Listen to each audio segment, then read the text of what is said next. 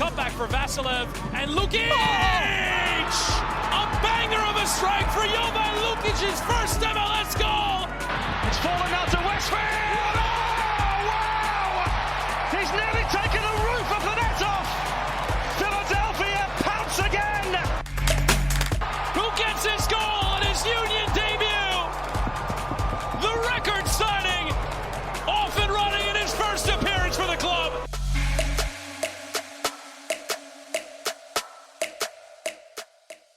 Hello and welcome to the Free Kick Podcast. My name is Todd, and you're Philadelphia Union, a 2025 MLS Supporters Shield winners, defeating New York City by a score of 1-0 last night, thanks to a goal by Mikael Uhre. Mikael Uhre, of all people, right? And I don't think there was a better fitting way last night than Mikael Uhre scoring that goal, a player that's got so much crap from this fan base, Jose. So much crap from this fan base since he's been here in 2022. So many people online, oh, he misses this, he misses that. Oh, he's not good enough. He's this, he's that. He shows up big in a big moment where the Union didn't have a ton of chances, right? And it's a deflected shot. But it's a typical Philadelphia Union goal, Jose. It's a turnover in New York City's defensive half, started by the Union's arguably two biggest players this season. I know we can get into that argument. I know we talked about it months ago, Jose. These two players, Jovan Lukic and Danley John Jock. But that is Philadelphia Union-esque for the Mikael Uhre goal. And what a way to wrap up the Supporters Shield with that goal from Mikael Uhre. So I've mentioned his name twice. José Nuñez, you guys can see it live every single podcast. Jose, it's been a while since you've been on the show. I feel like this may be the first time you've joined the podcast since we've had the new intro. Maybe not. But Jose, how are you? I'm doing well. Yeah, it's been a minute. Obviously, you know, in my personal life, I travel quite a bit for work. People who watch and listen and consume my content, your content when we collaborate, know that I'm on the go a lot for work. And I just was caught in a big stretch of just travel to the West Coast. So I'm just glad to be able to join you. And yeah, how poetic, right? That it was Uhre who went ahead and got the game winner, who once again will be a free agent at the end of the season come January 1, when the Union hopefully have a trophy over their head as well, having raced MLS Cup. But long way to get there. But obviously a lot to talk about last night's game. It wasn't pretty. It wasn't beautiful, but it got done. And that's all that really matters for a team that continues to, over the years, have had hiccups when it matters most. Yeah, they have. They have. And I talked about it last episode or 2 episodes ago when the Union lost to Nashville in the semifinal. Look, we don't have to rehash that. We all know the records from the Union in semifinal games, falling short and finals. Last night was essentially a playoff game, Jose. Was essentially a playoff game. Yeah, if the Union didn't win last night, then they had the opportunity to go down to Charlotte, win that game, you win the Supporters Shield. But what better way to do then do it at home, Subaru Park, your last home game of the regular season. Now you clinch the Supporters Shield. Unlike in 2022, the Union will have home field advantage at Subaru Park, where they've been dominant. 12 wins at home, complete opposite of what it was last year. Only 4 home wins in Subaru Park, which is insane to say. Insane to say. You and I have been following this team, covering this team for a while, Jose. Last year was untypical of the Philadelphia Union. You know, when you come into Subaru Park, you're going to get a rowdy, ruckus crowd. You're going to get a tough place to play. And it just seemed like everybody and their brother was coming in and getting all 3 points in Subaru Park last year. It's not been the case this year. And at the same time, right, we saw it last weekend down in D.C. Union get their 8th win on the road. And this team feels special, Jose. We know under Jim Curtin that this team the last couple of years has been dominant on the road. They've been very good on the road. It continued this season under Bradley Carnell, and I think that's no surprise when you look at the veterans still on this team, and Kai Wagner, Jacob Glesnes, Andre Blake, Alejandro Bedoya, Mikael Uhre. They know how to get it done on the road. They also know how to get it done at Subaru Park. And Blake, Glesnes, Wagner, Bedoya, Bizo, they know what it's like to lift the Supporters Shield. But this time, they do it in a full-packed Subaru Park, and all the players are talking to us after the game just saying, man, this is so much heavier than the Captain American shield back in 2020. Sorry, I had to unmute. Yeah, no, man, and that's just it. It was such an incredible culmination, and I know we're going to talk about what we got to see but couldn't share with people in terms of images and videos and in the celebration. But just how great it was to see the veterans get to share greatness with the new guys and also the young guys who sort of have seen this team from when they were very young, right? I think of Kevin Sullivan. I think about some of these other kids who have gone through the academy and have gotten to the stage. Eddie Davis was there. Neil Pierre was there. Just incredible. And honestly, even the people behind the scenes that we know, right? From very, very incredibly important roles to maybe, I hate to say lesser, but, not maybe on the technical side or even in the planning side, that are just completely hands that make things tick and talk for that club, that we're in tears, that we're just extremely happy. We're eager to give hugs and share the moment with people, even like fresh like us, that like how unbelievable it was for this club to finally get to do it right, and not with a makeshift trophy that was there in its all glory. It was just awesome. I'm so happy that I was able to be there. I had a very hard time trying to figure out how to get there, but I got there.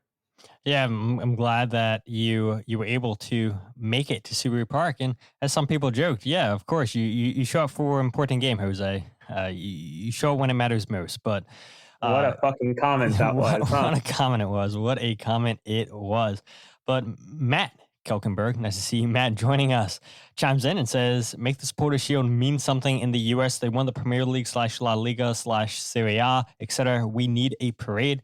And the one argument you get from fans in MLS is because you don't play every single team in the league. I get it. It's a fair point. It's a fair comment. The schedule is a little bit unbalanced. But there is still something to be said, I think, Jose, for 33 games to be this consistent, to get 20 wins, which is a franchise record, 20 wins. And they still have a game to play, right? They still have a game to play, 66 points. If they go down in Charlotte in 2 weeks and win that game, they'll be on 69 points, which passes their total set in 2022 at 68. So, I mean, this is a team, and you and I remember this, Jose. In 2022, every single game we're talking about, the Union broke this record, the Union broke this record. And it seems like it's not really been the case this season where we're talking about the Union breaking records, but they have been, Jose. They have been quietly breaking records. And I thought there was a point, right, where they could have potentially have conceded the fewest amount of goals ever in a 34-game season on the road. Then Vancouver happens. But this team, and we'll talk about it, how good they've been defensively this season. The last 6 games, really, I know, minus the Vancouver game, even better. But this is a team, 20 wins on the season, new record. You have 8 wins on the road, new record. Like I mentioned, they have the potential to get 69 points, which would be a new record. This team isn't the flashiest. This team has no superstars. And Bradley Carnell, Bedoya, Blake talked about it last night, how they're not getting the respect around the league, national pundits, because they don't have the superstar. The team's a superstar, Jose. And I think back in 2022, it was still the same thing, but I think there could have been an argument that Daniel Gazdag, Julian Kranza were the superstars. Fantastic season from those two. And don't forget about Mikael Uhre. I mean, the front three carried the Union back in 2022. But now this season, it's 18, 19 different goal scorers. The goals are spread out. Yes, Ty Baribo leads the team in goals, but it really does feel like the team as a whole is the superstar. Yeah, I would even add Jose Martinez in there too, right? A Venezuelan international starter day in and day out with international breaks. And at the time, Venezuela looking in a very good spot. Obviously, it wasn't meant to be for a World Cup qualification. Viva Bolivia, carajo. But, that just all of these players back then in 2022 felt, I don't want to say bigger than what most of the players in this team now feel, but the reality is that like the combination of all of them just feel like such a such a different squad and such an under the radar squad, right? Because again, you don't have Julian Carranza, who comes from being, I guess, a U22 signing to suddenly being, like picked up for pennies via Miami. I know we got some Miami folks here with the battered herons. Thank you. Appreciate you jumping on. What's up, Chris? But yeah, it's just fascinating to see how this collective, and I know we're going to talk about it, Todd. It just, the way that this team was built, and of course there's all the comments and the jokes and whatever of like the build of this team and how cheap it is and how inexpensive, etc. But the reality is, like, this is a perfect showing about how it can be done right with very, very little compared to others. I mean, what was the final, or what is going to be the final stat line on Emmanuel Latela, right? Like, what's going to happen there? What's going to happen with some of the guys out in Chicago? Denke as well. Obviously, he's going into the playoffs, but I guess Atlanta is the biggest culprit of just incessant spending for no good reason. Never mind Toronto over the past 2 to 3 years, whereas Philadelphia, last year aside, steady, focused building architecture from top to bottom to build something that can be sustainable. And when the pieces need to be ejected for value and what's the players want their own, and that's fine. Their keep, I should say. Like, okay, like, great. Let's shift you over somewhere where they will take care of you. We will go ahead and try to find something that works for us. And they go ahead and do it over and over and over again. It is unbelievable. Yeah, I agree. And you and I have talked about it so many times on this podcast. We've talked about it on other podcasts, Jose, where Jim Curtin, Ernst Tanner specifically, got a lot of shit from the fan base and from certain people in the media for, he didn't go out and have a good window. And it's like they couldn't have a great window. And we don't need to stay here and try to defend Ernst Tanner, because we've done it in the past. But it's like, you look at the bigger picture, some of the contracts and everything, they literally didn't have the space. And what did the Union go out? They get rid of a lot of big contracts, and then they suddenly open up space on the roster to go out and get a Jovan Lukic, to go out and trade for a Milan Alaski in the summertime, or buy him from Denmark. And you get rid of a Daniel Gazdag, who was looking for a new contract. That's a big, bold move. Your all-time leading goal scorer.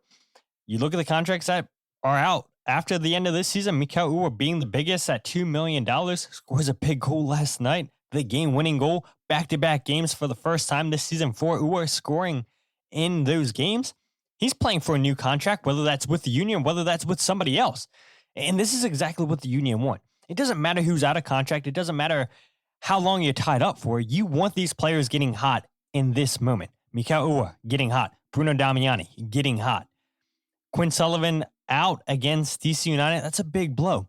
But time and time again, and we'll talk about it later on in the show, Jose, we're looking at some key wins for the Union, how they got here, how they won the Supporters Shield, looking at some of those moves. People on the front office who don't get enough credit, didn't get enough credit at the beginning of the season by this fan base. And I'll go ahead and say it, right? I don't know if I said it on a podcast. I don't think I wrote about it. But I thought this team would be a playoff team. I was thinking more so 7-8, not winning Supporters Shield. But to his credit, too, last night, Bedoya even said, I didn't think we were going to win the Supporters Shield. And to the credit of these players, believing in Bradley Carnell, a new and old coaching staff where you have some of the coaches from Jim Curtin's time, and then Bradley Carnell brings in a couple of his guys. You get a mesh of new ideas, fresh ideas. And this is what you get, Jose. You get a Supporters Shield. 2 Supporters Shields in the last 5 years. A lot of comments coming on the show. I appreciate it, you guys. We'll try to get to them, but we already figured that this is going to be a long show. Yes, we did have a bit of a delay starting the show. That's on me. I apologize. But we're here. You guys waited along. I appreciate that. But, man, just so much to talk about this season, Jose, and it's not done yet. And fans know that. It is not done yet. Kai Wagner knows that. Kai based Wagner on the knows question it. you Yeah, asked to him, you. he was very clear. Yeah. He said, and which is interesting, too, because I couldn't hear Bedoya when we were huddled around him until I went back and listened to the audio.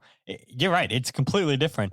Wagner doesn't want to talk about his goals, and I think I actually have the clip lined up later on in the show where Bedoya is talking about wanting to win MLS Cup this season, and Wagner's like, we're taking it a game at a time. We're taking the game at a time. And that's exactly what Bradley Carnell said pretty much all season long. So it is interesting that you have some players saying the opposite, but we know deep down the goal is MLS Cup.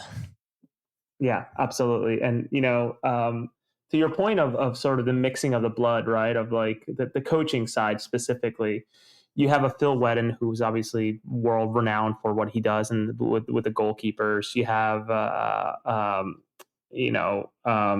Frank, Leicht, I believe is how you say it. I could be wrong. I'm not German. But then you also infuse someone like a Mitch Hildebrandt, right, coming from St. Louis with Bradley Carnell, and then Sean Rooney, also coming from St. Louis. So you're sort of mixing, what's comfortable for Carnell, what's going to be comfortable with the score that's there, and then sort of enhance it, right? So it's just so great to see all around just how it worked out. And I guess I can probably just get into it right away. Like I had asked Kai Wagner, and actually even Andre Blake, I think, alluded to it. I didn't outright ask it, but like it sort of jogged my memory. Like Andre Blake and Kai were the two loudest about wanting this team throughout the years to want this team to have a bigger and bigger investment in terms of the fans deserving better, the team deserving better, having the depth, having the players needed to go on a run in terms of winning any type of silverware.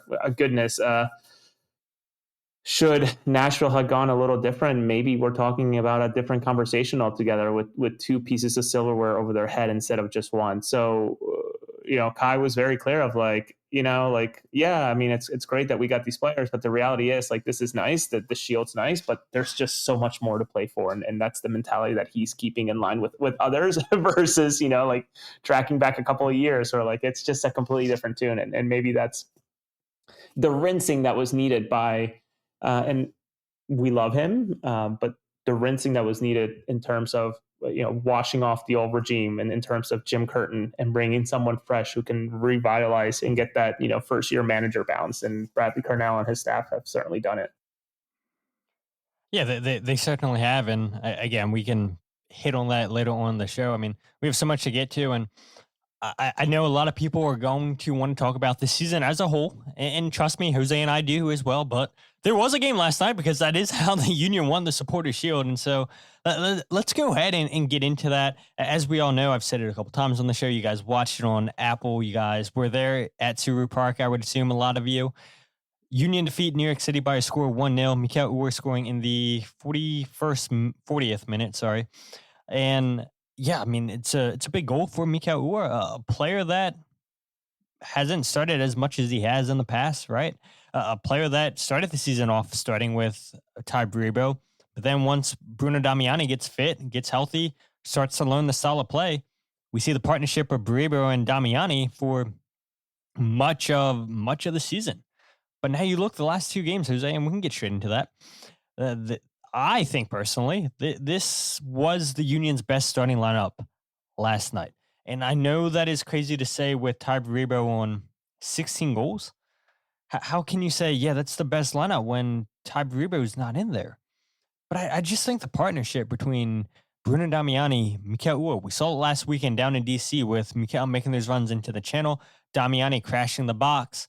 Damiani would make a run or two occasionally out into the channel with Uhre crashing into the box. They have a really good understanding. Not that Uhre and Bribo don't have a good understanding. We saw it at the beginning of the season. They do.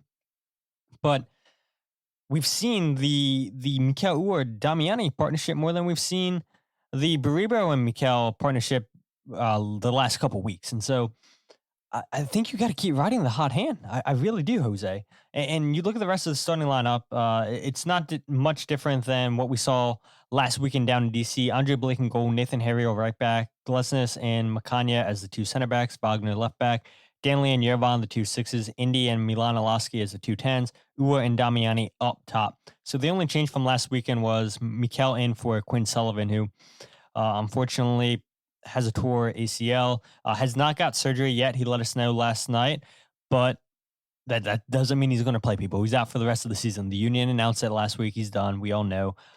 We wish Quinn Sullivan the best recovery, and I'm glad that he was there last night in the building, in the locker room with the team, walking around with the team, celebrating happy. And I'm like, please don't slip, Quinn. Don't make this worse.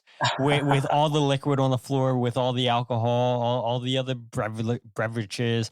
You have the Wagner kids, the Glesnes kids throwing ice at people and everything. So, I mean, it was a sticky, wet mess in the locker room. I took a cork to the head. So did I.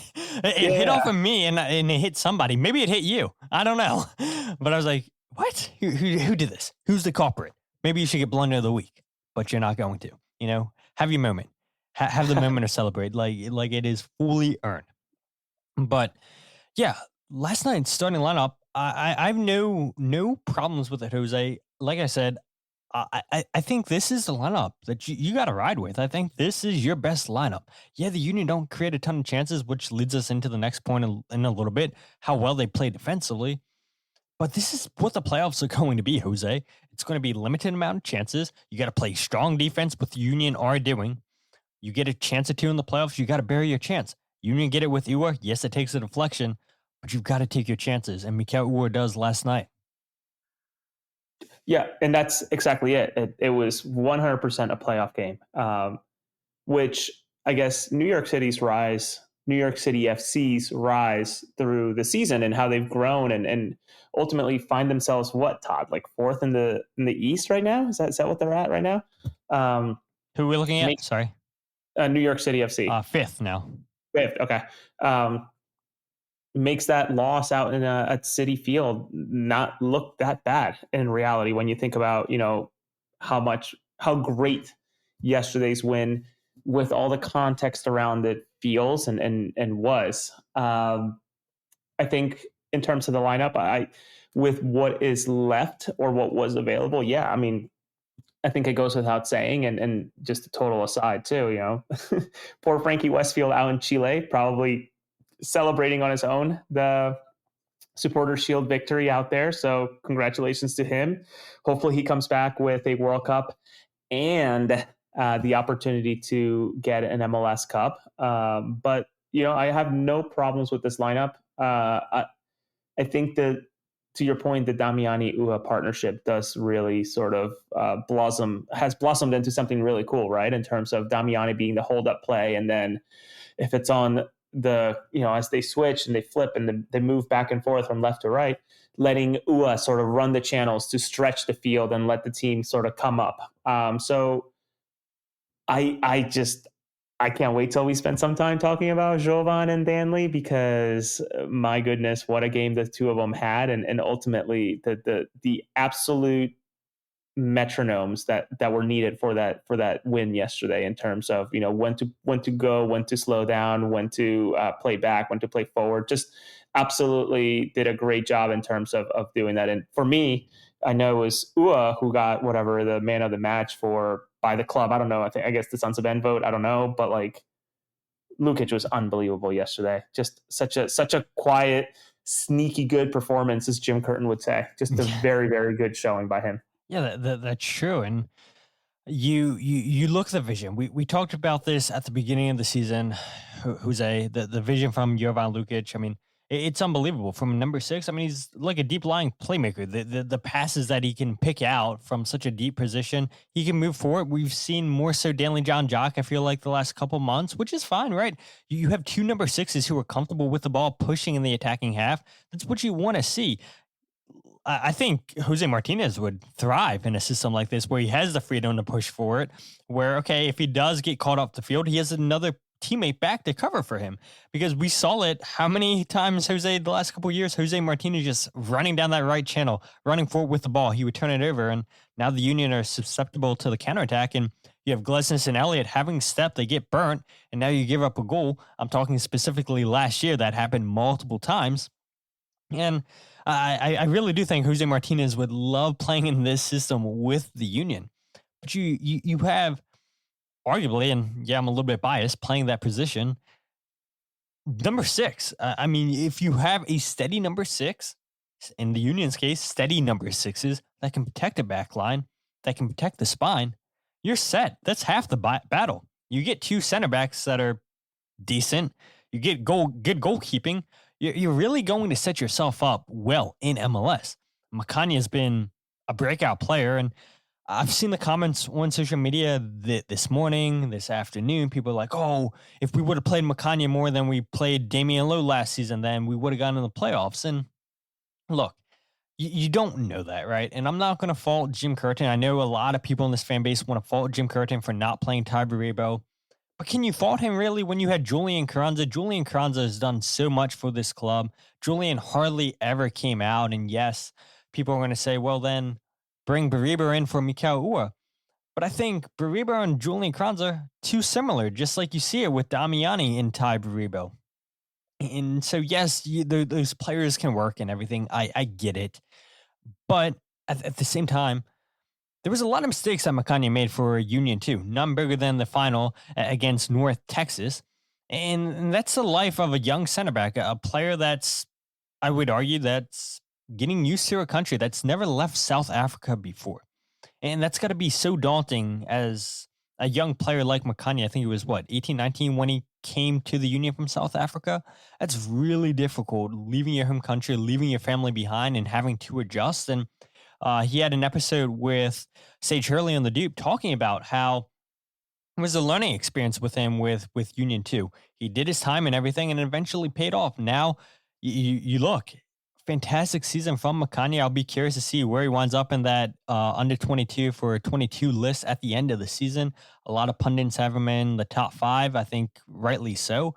You and I, Jose, still can't figure out why he's not getting called up to South Africa, but we're continuing to beat that drum. And not to throw you under the bus, but look, you also didn't believe in Makanya. I mean, who did? Who can say in this fan base and the media, yep, Makanya is going to have the season that he had? And Ernst Tanner took a lot of crap the last couple of transfer windows. But time and time again now, he's showing, I still know what I'm doing. Yeah, and to my defense, it's hard to vouch for a guy who's playing, with all the respect to MLS Next Pro, playing MLS Next Pro, making more money than I think at the time even someone like Nate Harriel.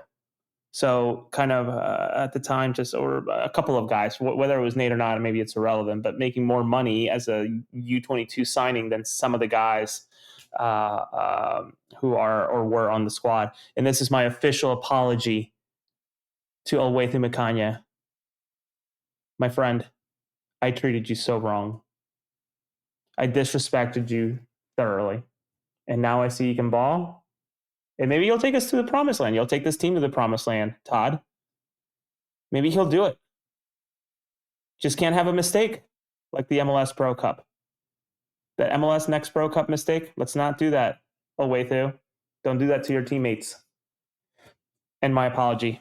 I think hindsight being 2020 is obviously one of the most beautiful things, but like it's impossible, right? Like we don't know behind the scenes what was going on with Baribo. We don't know what type of mistakes Olwethu was making at practice during the Jim Curtin times. And you and I have said it all the time. We talk to enough people behind the scenes that know ball way better than us, that work in the industry, that know the industry in and out. But I think it's so true that everybody's path is not linear to get where they go. And I think Olwethu is one of them. Baribo is certainly one of them. The path is not the same for everybody. And I think that's maybe what has attributed to some of these guys that have come in this year and just, again, flourished under this leadership of Bradley Carnell and maybe the mixture of Bedoya, Blake, et cetera, being there and just sort of pushing them along. So it's such a great thing. And I don't know, I'm excited. I'm really excited to see what this group does here in the next couple of weeks. It's just sort of difficult to want to wait, considering the momentum with an international break here in between, and then Charlotte, and then basically going into that best of 3, and then another break because of an international break. It's just a lot of starting and stopping that I'm sure the players would hope doesn't get in the way of what they're trying to achieve. Yeah, exactly. And I think if we take a step back, right, New York City had chances in this game. I mean, none bigger than the second minute where you see Jacob Glesnes and Nathan Harriel both get caught up high in the field, and now it's a through ball played into Wolf, and then Wolf cuts it back to Martinez. Blake comes out, a goal forces him out wide, and then he just completely misses the target. And that could have been devastating for the Union, right? They could have been down 1-0 2 minutes in, and what does that do to the atmosphere? Does it take the sting out of the building, which it was a pretty loud crowd before the match? I mean, I'd said it. It felt like a playoff game. It essentially was a playoff game. You win, you get a trophy. And we've seen it so many times. There's a meaningful games at Subaru Park. New York City scoring first. You saw it last meaningful playoff game against New York City, where New York City scored in the second half, and then the Union come out and score with, was it Gazak first, then Kranza, and then Corey Burke to make it 3-1. I mean, it was a wake-up call the Union needed. And maybe that's exactly what they would have got last night. Yes, we saw the Union go up in 2021. I don't know. You guys in the comments, fact check me. I believe the Union scored first in that game in 2021. And then they give up 2 goals and a player that, look, we don't want to crap on players this game. You guys know the player that gave up the goals against New York City in 2021. It's all coming back to me. We all remember the COVID party, the Union, more than half the lineups out. If they would have been healthy, if they wouldn't have went out and went to a party to celebrate, they probably would have beat Portland. But that's neither here or there. It happened. It's in the past. But the Union do have history against New York City. That's the point I'm making. And that was a big moment for New York City, a really big moment. Andre Blake comes up with a big save in the 19th minute. And I had said to you, Jose, in the press box, I'm like, I feel like he could have caught that. Sometimes I feel like Blake makes some of these saves that he just wants it for his highlight reel. Like, wow, did you see that save by Andre Blake? Instead of just palming it, just going down gently. It's this acrobatic save. And yeah, maybe his vision was shielded. Maybe he saw it late. He makes a save, keeps the clean sheet. But New York City had chances in this game. The Union had a goal ruled for offsides with Ty Brewer, which maybe should have been Blunder. You had fireworks going off, the Dupe song going off. The linesman has his flag raised up. The players are walking backwards. They know it's offsides, but the music's still going. The fireworks are going, and all I can think is Jay Sugarman's like, well, we're not getting a young DP next season. There goes all of our firework budget because you guys prematurely let off fireworks. Come on. And then New York City have a goal ruled off. And you felt for the moment the sting go off, Jose, where the fans can't see it. We could see it, that it looked pretty clear and obvious from our vantage point that it was offsides, but the stadium didn't know it. And wow, I mean, can you imagine if the Union would have conceded late? And we've seen it multiple times this season into Miami, Columbus, and I know that will make Chris happy, into Miami scoring late at Subaru Park to tie that game up at 3 apiece. But the Union have also scored late goals to go and get wins. And again, we'll talk about that later. Some of those meaningful wins. The Union do enough to hold on. And Matt Freese came up big in this game, right? I don't want to discredit anything from what New York City did defensively. The Union, from my liking, didn't create a ton of chances. They take their chance with Mikael Uhre, do enough to squeak out the 1-0 win. But Matt Freese had a hell of a game. I mean, that shot from Miloski in the first half, and you said it, Jose, it's like nobody on the Union should be throwing up their hands. Nobody on the Union should be complaining about Miloski shooting from distance because he's earned the right to do that. And Matt Freese shows time and time again why he is, for the time being, the number 1 goalkeeper for the United States men's national team. There's some people in this fan base, some people in the media that I've heard say, oh, the Union should have held on to Matt Freese. No, they shouldn't have. Like they did Matt Freese right by letting him go because he was just going to sit behind Andre Blake. Let him go someplace where he can fight for the number 1 job. That was never going to happen in Philadelphia. And now look, Matt Freese is one of the best goalkeepers in MLS. He's earned the men's national team starting job, and love to see Matty Ice thrive.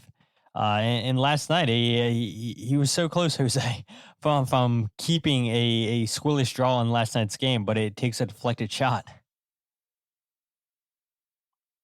His comments are going crazy, by the way, Jose. I mean, I can't keep up. I'm trying to catch up, it's great. I'm so happy that people are tuning in. It's awesome. I mean, your points on Matt Freese are actually maybe all too close to home per se with what's going on in Philadelphia now, right? I think it's almost getting to a situation like Matt Freese and Andre Blake all over again, but with Andrew Rick, in terms of somebody who, like, what a piece of work. Yeah, this thing's always running. I honestly wonder if it's going to die one of these days, because this thing's running. I actually probably need to get up there and do the flipping of the switch so the heat stays, or whatever the setting is, right? To like keep heat in versus like taking heat out, the way that it spins. But back to topic, Todd, please. Yeah, I wonder what happens with Andrew Rick. We've talked about it. I don't know that we need to go much further. It was some opportunities, not a lot of chance creation. I think we chuckled on the way or while we were waiting for Bradley Carnell, but like, who's going to be the one to ask him about why there was so little chance creation? It's like, that probably isn't an appropriate question considering what they just achieved, right? And how he wants to celebrate it. I thought about it. But New York played a good game, and that's the reality of it. And it seems like Philadelphia and its fans, which is maybe the bigger topic around talking about New York City FC and really this game, the atmosphere on the night was just incredible. It honestly, again, felt like a playoff game. It was so great to see that the Heineken deck, which is sort of my measurement, like my barometer to see how packed it is and how the atmosphere is feeling. There were people genuinely just standing room on the Heineken deck, which is a pretty good sign of what things are looking like in terms of attendance. So I wouldn't be surprised if somehow this is like an over 100% attendance type of game. And I think that the players feel that. I mean, I listened to Jovan Lukic speak after the game with MLS Soccer or whatever the folks on at the stage in New York City, and he was very quick to say, like, it feels so good to win this in front of the fans rather than having to do it in Charlotte or something along those lines. So it's good that it got done at home and against New York City of all places. New York City FC, I should say, because I don't know that it's fair to really call Red Bulls much of a rivalry outside of, the manufacturing of whatever the front offices try to make out of it. Yeah, I agree. Red Bulls, I mean, they had their moment, Jose. They celebrated that win at Red Bull Arena as that was their playoff win. That was their biggest game of the season, beating the Union, first time since 2018. And yeah, I mean, that's what Red Bull fans are going to have to hang their hat on is, look, we lucked into making MLS Cup last year. And I think it is funny too. You look, both teams that made the final last year won't make the playoffs this year. I mean, LA Galaxy officially eliminated, New York Red Bulls officially eliminated. And not to be the bearer of bad news, and I heard this mentioned on the broadcast a couple times. Only 8 teams in the history of MLS that have won the Supporters Shield have won MLS Cup. But I think a lot of fans, if the Union don't win MLS Cup, I think a lot of fans would be happy that they won the Supporters Shield. No more asterisk. They legit won the Supporters Shield. And to Matt's comment all the way at the beginning of the show, maybe there should be a parade. Maybe there should. If the season ends and the Union don't win MLS Cup, maybe they should still go down Broadway. Is that a fair place to have a parade, Jose? Just go down Broadway? I mean, there's no way the Union do it in Chester. Even though they play in Chester, you got to do it in a main street in Philly, I feel like. I'm going to save you from the comments. I think you mean not Broadway. Now I'm fucking Broad Street. Broad Street, thank you. Yeah, Broad Street bullies what I'm doing. Yeah. I'm like, what the fuck, Broadway? What are you talking about? You mean Broad Street? Broad Street, my guy. Definitely not from Philly. No. I never claimed to be, by the way. Never claimed to be. This is why it's Maryland's number one Philadelphia Union podcast. Now the comments are starting to come in. Broad Street. No, listen, Nashville just held a celebration at the club for the U.S. Open Cup, something completely separate. Granted, they had to go on the road and win it at Austin in an interesting fashion. We don't have to talk about the penalty kick call there and the foul that maybe wasn't a foul based on, being held. Actually, you know what, Todd? That reminded me, and I didn't mention this to you last night. Remember when Barrevo got 2 yellows inside the box for holding? Was it No, like CONCACAF last year? I don't remember this. I'll have to send you the clips. Ty Barrevo got 2 back-to-back yellow cards, I believe. I think it was CONCACAF Champions Cup where he held a player while he was trying to score. Like obviously they were kicking the corner in and he was trying to get a header. Nonetheless, should they make more out of this? I wish, man. Like I'm part of a couple of text groups of, writers, reporters, whatever. And a lot of them are very much your, Philadelphia. They care about every sport but the Union. And Mike Barrera, being part of one of them, mentioned, it's a big day. The Union did this. And a lot of the folks there were like, well, explain it to me like I'm an 8-year-old. And the immediate analogy that he used was, I guess it's called a President's Cup in hockey, ice hockey, best record, but not really winning playoffs, that type of thing. And immediately it clicked in their heads. So like, it was one of those things where like, man, like I really do wish that they would make more out of this. And honestly, like we've talked to before, or I've said before in different whatever settings, MLS is one of those few leagues alongside a few others where this doesn't get you a star over the crest, which is such a bummer, like at this point, like it would just be at the 2 or 3 stars, when you think about best records or close enough, maybe 3 if you count 2022 if they use the right tiebreakers. But just interesting that it isn't more than it is. It would be really cool for this to be held to a higher standard. And I think you're starting to see it become more to the players. We've seen it the last couple Supporters Shield winners that seem to be taking this trophy serious. They should, because like Matt said at the beginning of the show, this is essentially winning the league. And I said it at the beginning, a lot of people have joined since then, that the argument people have is, well, it's not a balanced schedule. You're not playing everybody in the league. And I get it. That's the biggest complaint people have for why they don't value the Supporters Shield as high as they do. But again, consistency is key. And the Union have been consistent throughout the season with international duty, with injuries, and hopefully it continues. In the playoffs. Can I ask you something? Yeah, go for it. Would you rather, and those in the comment, whether you're a Union supporter or not, or follow this team or not, and to you, Todd, would you rather win the Supporters Shield or the CONCACAF Champions Cup? Champions Cup. Okay. That's where I fall too. Yeah, I mean, you're going against powerhouses in Liga MX and other CONCACAF nations. I mean, we agree. I don't need to explain it, but maybe some of the comments are going to feel like, why would you say that? I mean, I've said it years past in the podcast. For me, it goes MLS Cup, obviously, because it's your league, then CONCACAF Champions Cup, then Supporters, then Leagues, US Open Cup, then Leagues Cup, which maybe you can make the argument that Leagues Cup, if I'm valuing CONCACAF Champions Cup as high, maybe Leagues Cup should be up there. But it's like you play all the games here in America. It's like, how's that fair? Hoagie mentions that that's the easiest question ever.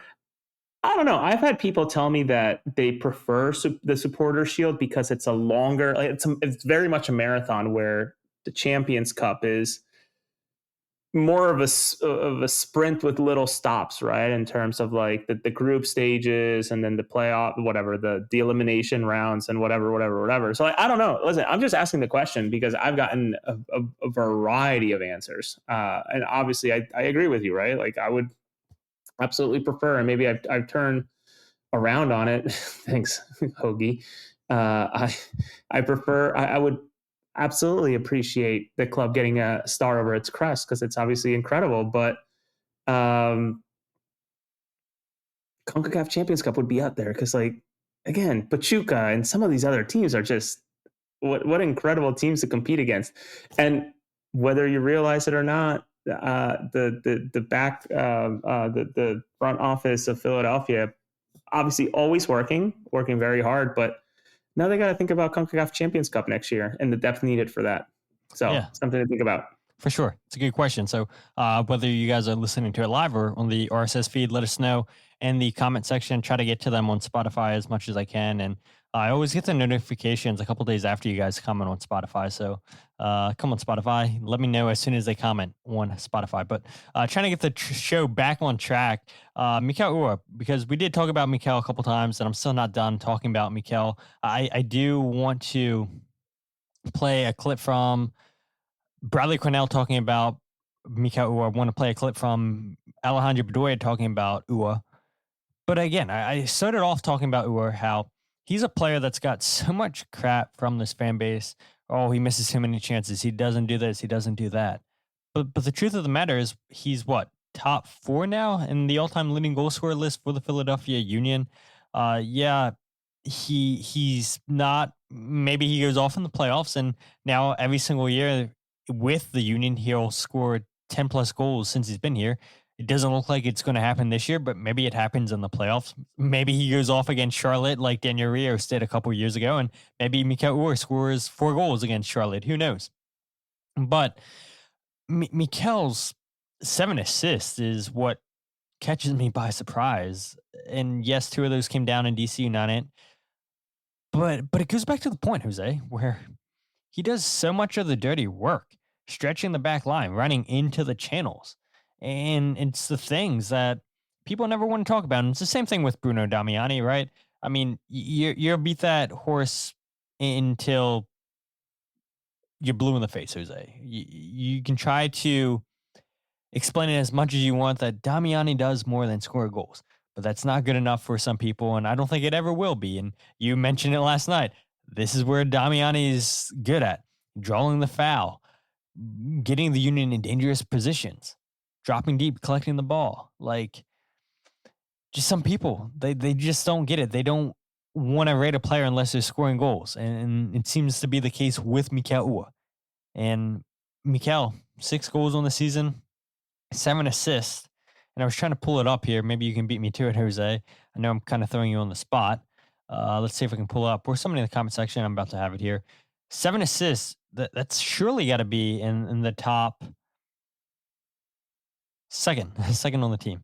Mikael Uhre, 7 assists is second most on the team.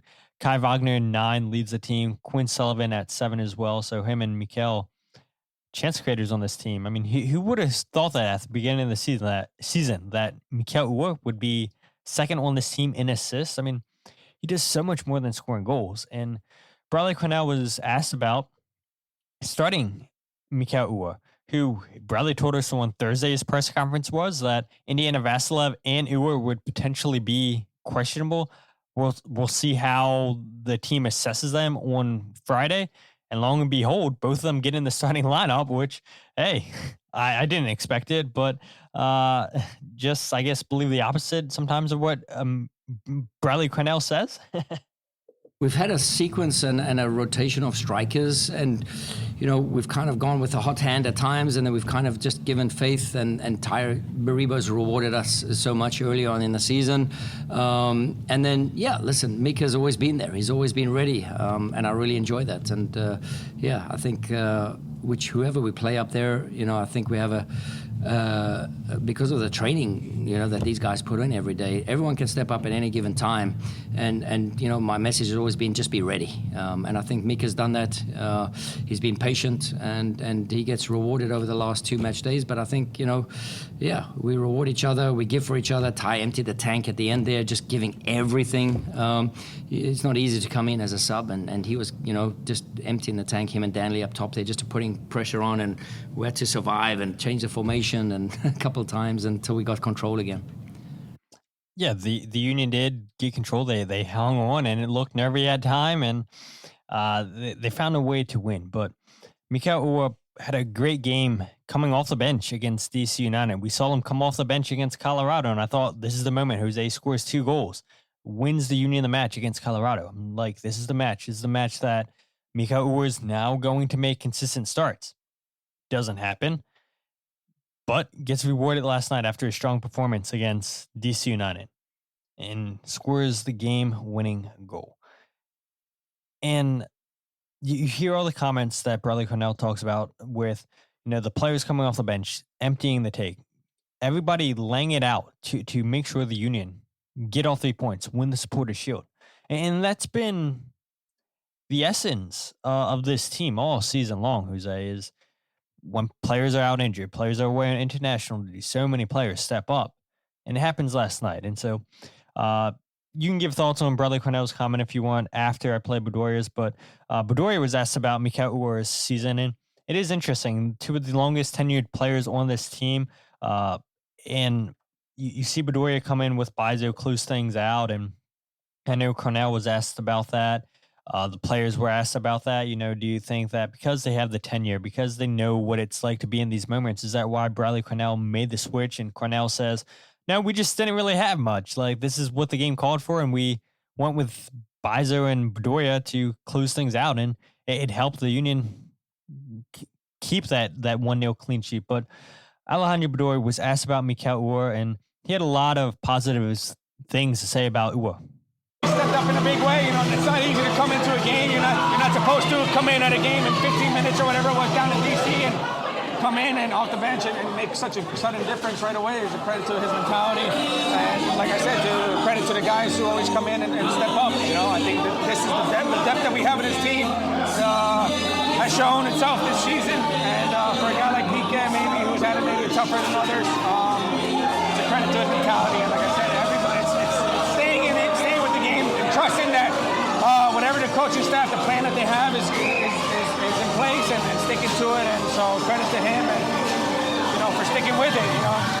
I'm just hoping this doesn't get pulled down from YouTube for playing non-copyrighted music or copyrighted music.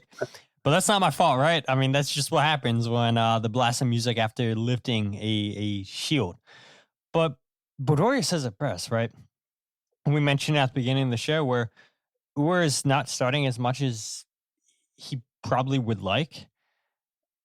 But to come in to DC off the bench, pretty cold, and that's got to be so hard mentally for the players to see Quinn go down with that injury.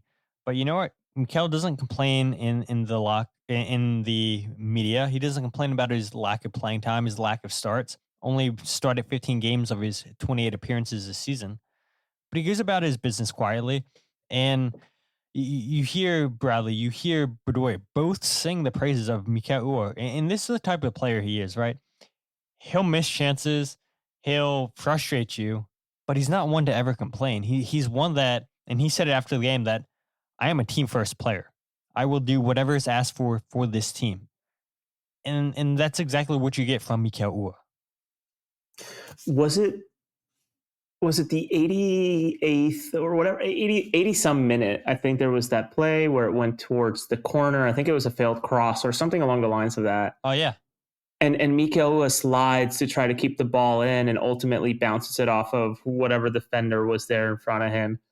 And I don't know if I turned to you or in my mind, I am thinking or remembering that I turned to you or whatever. Wasn't last but night, I don't think, because Uhre came out way before the 88th minute. Okay. New England, I think he did it against.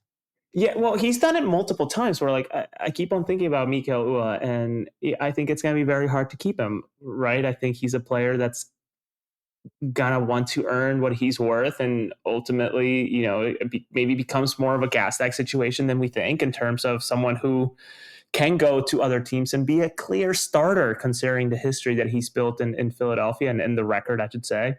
But I often find him and watch him and I'm thinking to myself, yeah, not the greatest finisher sometimes, but when he finishes pretty well. I think about his goal in DC that Iloski filters through, and he just does a really good job of slotted across. And granted, it was at that point, the fifth goal, I can't remember. But the reality is that whoever gets Uhre is going to get a very hard-working player that if he remains fit, remains healthy and focused, I think he's going to continue to be a great MLS player from here on out until he eventually maybe wants to go back home and live over there. So again, you sort of alluded to it in the beginning of the show, just how poetic it was for someone who, some love him, some criticize him, some really dislike him, but ultimately was the difference on the night that got history etched onto metal, right? And it's just fitting that it happened that way. I don't really know what else to add. It's just so interesting how, fortune happens or fate happens. So I do have something to mention. You had mentioned Latte Lot at, I don't know, halfway through the show. And I'm looking at his stats right here, Jose. 27 appearances, 23 starts, 7 goals, 3 assists. And I mentioned the numbers for Mikael Uhre. Only made 15 starts, 28 appearances for the team. He has 6 goals, 7 assists. Mikael Uhre making $2.2 million and Latte Lot making $4 million this season. I mean, how bad, dude? How bad of a deal is that for Atlanta? How bad, right? You don't tell some of these national writers, right? Because it was the greatest thing since sliced bread for Latte Lot to come from the championship. Yeah, I mean, Miguel Almiron's coming back and he's going to light it up just like he did last time. I mean, if you watch the Premier League, like he had not been the same player the last 2 seasons, I would say, at Newcastle, and they were like, "Oh, you're going to give us $10 million for Miguel Almiron? We'll drive him to the airport for you. Do you want us to escort him through the airport at Atlanta, bring him to the offices for the medical? We'll do it for you." I mean, my goodness, right? You could pay half of what you do to Latte Lot and bring in a Mikael Uhre and get the same, if not a little bit more production. I mean, wow. Not to make this into a bashing of Atlanta United, but I just thought it was interesting. You had mentioned Latte Lot, and I had it pulled up looking at his numbers here, and I was like, you know what, let's go ahead and look at the MLSPA and see how much more he is making compared to Mikael Uhre. And then he's making double the salary. Yeah, a lot indeed. But yeah, Mikael felt like an emotional game, right? The last start for him in the regular season potentially for the Union is out of contract, and we'll see what happens, right? Is a player that's available for free agency, and I do think there will be suitors in MLS if he does decide he wants to stay. Will Philadelphia make a offer to him? I don't know if they can really justify paying $2.2 million. Would he be willing to take Tam? I don't know. I still think there's teams in MLS that would be desperate enough to pay him a DP deal, and maybe he continues to ride out the DP deal. DC United. Makes a lot of sense to me. It makes a lot of sense to me, Jose. Too much sense, maybe. Maybe too much sense. I mean, they did just get rid of the whole scouting department and the whole front office, so who knows what's going to happen with DC in this offseason. I mean, every single year it's something new with DC United, but I do want to go ahead and just talk about the defensive emergence of this team, and then we'll talk about how the Union got here, the Supporters Shield journey. We'll go ahead and look at some of the key players, mention just some of the big signings, and just the wonderful work that I think the coaching staff's done, the front office has done, but defense. They say it, right? It's the most used cliche, I feel like. Defense wins championships. Look at the Seahawks, right? When they won the Super Bowls with that elite defense. And the Union, they had an elite offense in 2022, but they also had an elite defense. And in this season, they are the best defensive unit.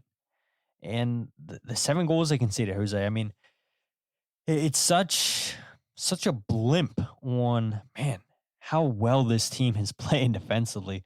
Conceded 33 goals, fewest in MLS in 33 games. So that's a goal a game that they conceded, Jose. And it could have been so much less if they don't give up 7. 5 clean sheets in the last 6 games, 14 clean sheets overall, which leads MLS. Andre Blake has 9 on the season. This team, Jose, is just dialed in defensively. And yeah, you had talked about who was going to ask Carnell about not creating chances, how they haven't been creating chances, I feel like, the last month or so. But does it really matter when you're playing this well defensively? Probably not, because as you go into the playoffs, you want your team playing defense as well. And so Bradley Carnell talked about what's been the difference these last 6 games defensively, what he's seen from his team. Yeah, we've been proactive. we've been proactive and been connected, and we've defended from the front. Just think about the work Bruno's put in throughout the season. Just think about Ty Baribo, the work he's put in, Indy Vasilev, Quinn, anyone who's played in that position. Look at Chuchu tonight when he came in. Jesus Bueno, look what he did. He was a monster out there. So, everyone, whenever called upon, has done something to affect change and cause. And that's been the most rewarding for them. And I'm enjoying, seeing them celebrate. A lot of shout outs there, Jose. A lot of shout outs. Shout out the team. Yeah. I mean, think about the way that this team's built and the way that this team has won things and the way that this team continues to sort of fulfill the Bradley Carnell way of playing, right? I know you and I talked about offline the initial press conference that Bradley Carnell gave. I was in South Carolina. I think you were in Maryland, or you were in Disney. I can't remember where you were, but like I was in Disney. The different percentages of the way that they're going to score, which when you really think about it and you flip it over, it's like, okay, that's the way that they're also going to defend, which I remember him talking about scoring off a turnover, scoring off of set pieces and open play. And the reality is that, like, all those different guys that he mentioned and the way that they defend are all attacking players first, meaning that, yes, they're going to do what they did last year in terms of, if I recall, Julian Carranza was the most yellow carded player, I think, in the team last year. He was. Because he was the first line of defense, and he was a demon on a mission trying to close down players and just make it known that he was there to bother them every single time that they had an opportunity to take it out. Fast forward to this year and the way that they really shape the entire press to make sure that if they're going to try to play out of the back, which New York City tried multiple times, ended up leading to costly mistakes. Case in point, Ua's goal, the way that Matt Freese just sort of threw it down the middle, and the Danley-Jovan combination finding Ua was the difference. It's exactly what Bradley's talking about, right? The top of the sphere is the first line of defense, and that's ultimately what I think is going to take this team as far as it has already, and ultimately as far as it can go, which for Bradley Carnell and the players will hopefully be December, whatever, when MLS Cup final is, wherever it may be, hopefully Subaru Park. Yeah, absolutely. Let's go ahead and talk about how the Union got here. I know there's a topic that both you and I want to talk about, and we've hit at it multiple times on the show, right, Jose?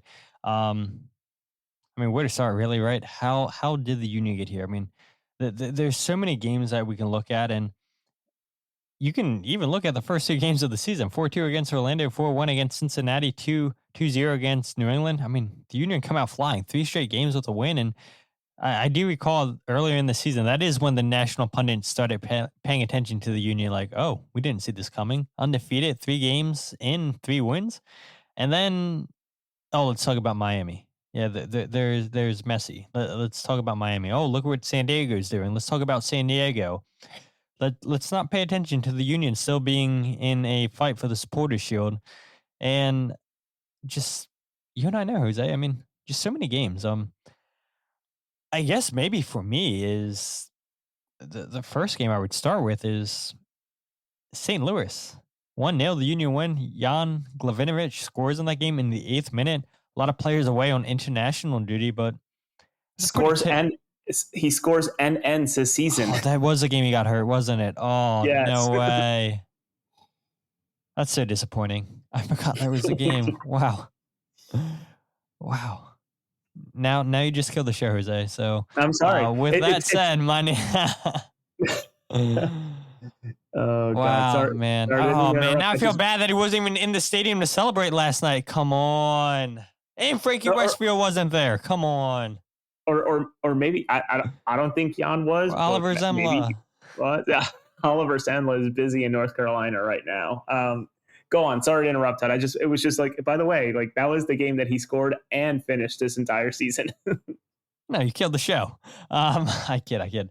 Montreal was a pretty big one too away. Mikael Uhre, talked about Uhre, 84th minute, scores a late goal in that game, and the Union struggle in Montreal, and Montreal's been pretty good the last couple games and everything. Just how big is that game, Jose? I mean, these are 2 games that stick out on the top of my head. Is the St. Louis game, the Montreal game, but there's so many more, right?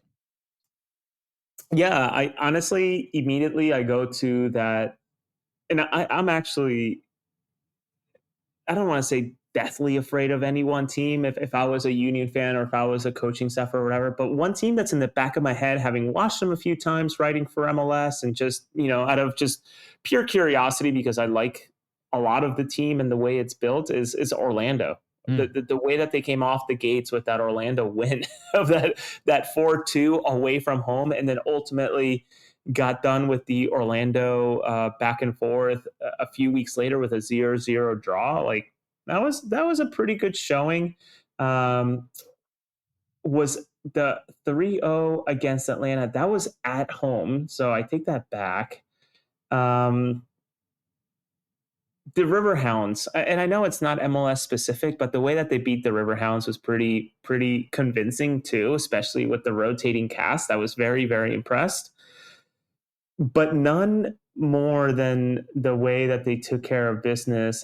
Hold on, I'm scrolling up for it. It wasn't pretty, but that September 20th win over New England, not a great team, not a good team against, well, Bradley Carnell will tell you every team is a decent team.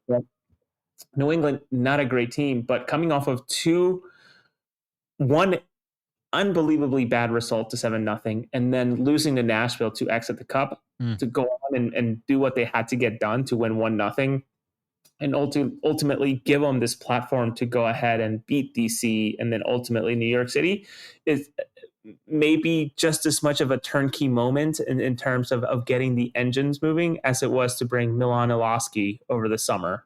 Sort of like one of those like apex moments or whatever you want to call it. Just one of those moments where like, okay, maybe this is where the season really turned. And maybe this is where from here on out, whatever happens in Charlotte, hopefully it's a victory.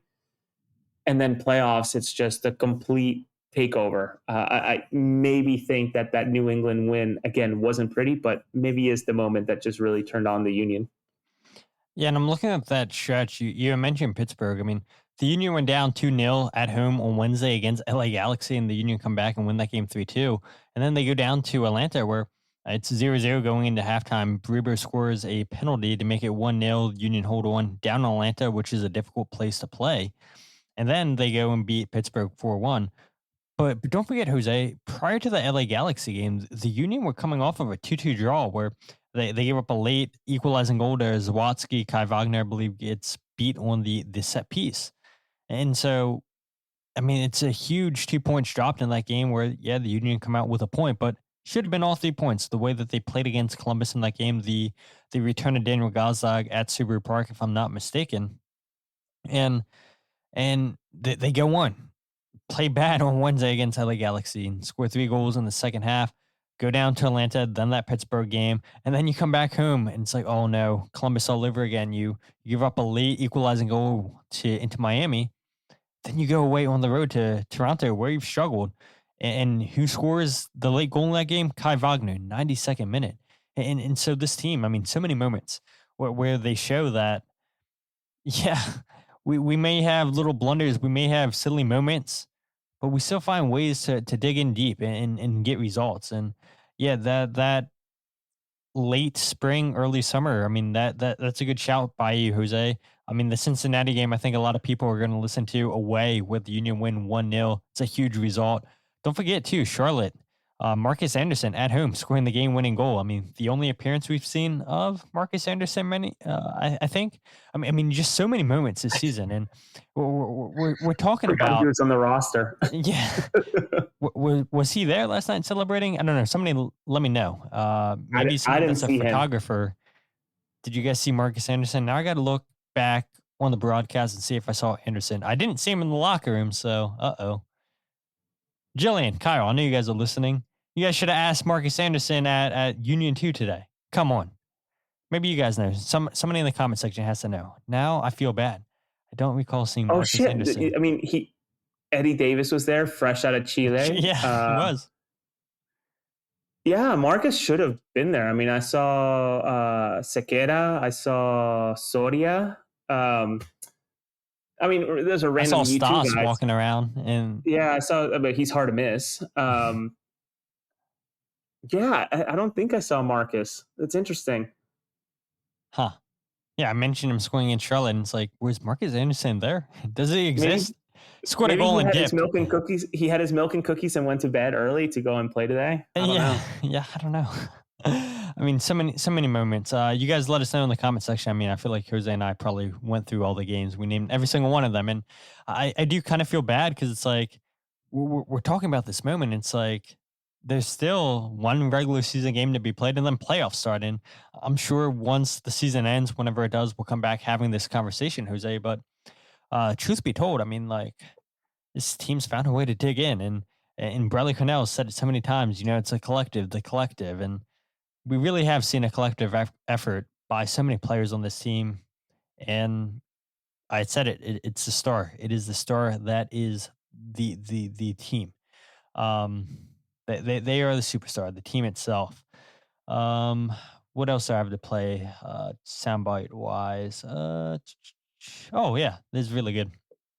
So I'll go ahead and play Andre Blake talking about what's been the difference with Bradley Carnell coming in, what's he's changed this season. And then I do have a clip with Bedoya that, again, I said it, I couldn't hear what Bedoya was saying in the locker room, but listening to the audio this morning, Bedoya says something pretty interesting, and I'll go ahead and make the post on Twitter tomorrow. I don't know if anybody's made it yet, but you guys on the podcast will be the first to hear it because Bedoya does have good comments. But this is Andre Blake talking about just what Bradley Carnell's brought to the team this season. Bradley came in, and he made everybody believe, and I think what was most important that he keeps everybody on their toes. You have to perform to play. And you have to show in training week in, week out that you deserve to play. And he wasn't scared to play the young guys. He gave everybody confidence, and I think that was a game changer for us. Not shots fired at Jim Curtin, right? Playing the young guys. It's definitely not shots. But yeah, I mean, no lies detected. We talked about Marcus Anderson. What happened last year after that blunder in Cincinnati? Got sent to the shadow realm and didn't stop Bradley Carnell from playing Marcus Anderson. Dips in, scores a goal against Charlotte, not to be seen from again. Hey, look, he plays his part. You have so many moments can say, yep, this is the game that won the Supporters Shield for the Union. But he's right. Sal Olivas had played meaningful minutes on the road. David Vasquez, before he got sent away on loan, made his debut. Eddie Davis made his debut. Neil Pierre made his debut, even though that didn't really matter. You're down 7-0. But Bradley Carnell told us exactly what he was going to do. He trusts young players. That's what he did in St. Louis. And that's been one of the biggest things, in Andre Blake's opinion, is trusting the young players. And he has been one of the loudest players to complain about, again, like I mentioned earlier, right, with Kai Bagner. Was it with Herculez Gomez on ESPN the start of 2024 that it was Andre Blake sort of complaining about, ownership and wanting to spend more and bring more players in? I guess that happened, obviously, with Danley and Jovan and some other players, also the exits of some other ones that maybe we'll talk about later, Gastag, Jack McGlynn, etc. Players that maybe didn't fit the profile that the group needed. But I think it's pretty telling when you have a veteran of that stature in terms of Andre Blake, everything he has achieved, everything he has accomplished in his career, both domestically and internationally, though he still says that the biggest achievement in his life would be for Jamaica to make the World Cup, and he has an opportunity to do it. For him to compliment Bradley Carnell after being with Jim Curtin for as long as he was, and being as probably close as he was with Jim Curtin, is pretty telling about just how well Bradley and his leadership has gone in and penetrated through the different walls and barriers in terms of getting people to buy in. And if you can get Andre Blake to buy in, I think you can get anybody to buy in. Yeah, absolutely. Remember, Carnell had talked about a big reason that he wanted Bedoya, or was proud to have Bedoya back, is because, and we heard Jim Curtin say this, he's the liaison between the coaching staff and the players. He's that middleman that's going to go to both and hear both sides and try to play mediator.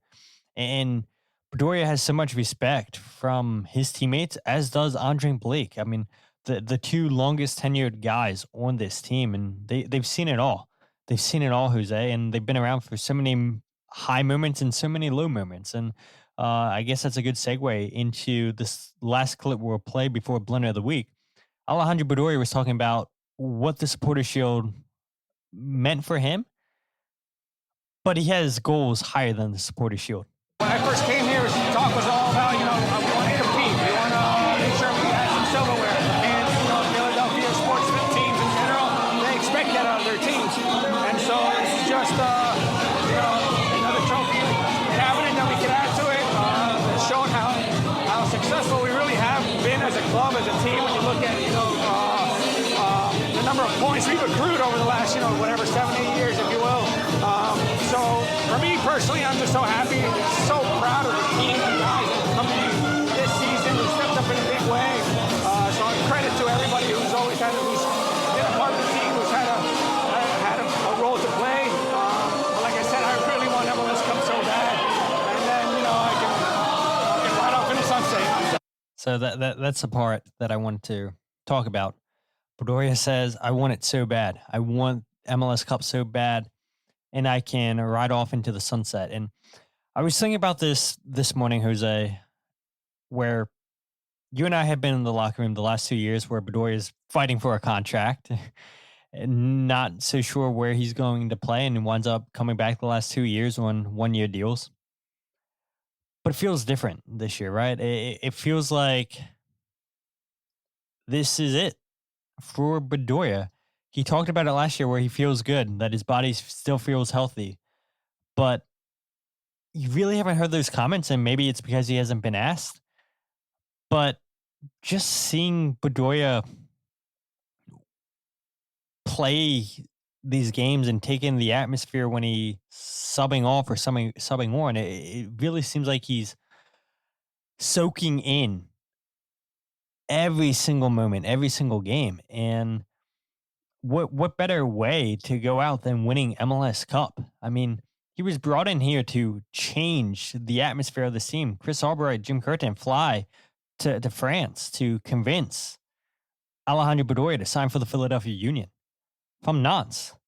He's still a big player for the national team. And to be told, look, this is our vision, this is our project in Philadelphia. We want you to be the staple player. Yes, we have Andre Blake, but we need a big national team presence. You're from New Jersey. You can be that guy, Alejandro Bedoya. And he's seen it all, Jose. He has seen it all. And yeah, Andre Blake's a player that is deserving, but I think of a player like Alejandro Bedoya that's meant so much to this country because of his impact at the national level. And he's meant so much to this team. He has literally changed the trajectory of the Philadelphia Union. There is no better story than Alejandro Bedoya going out than MLS Cup champion. It's up there for sure.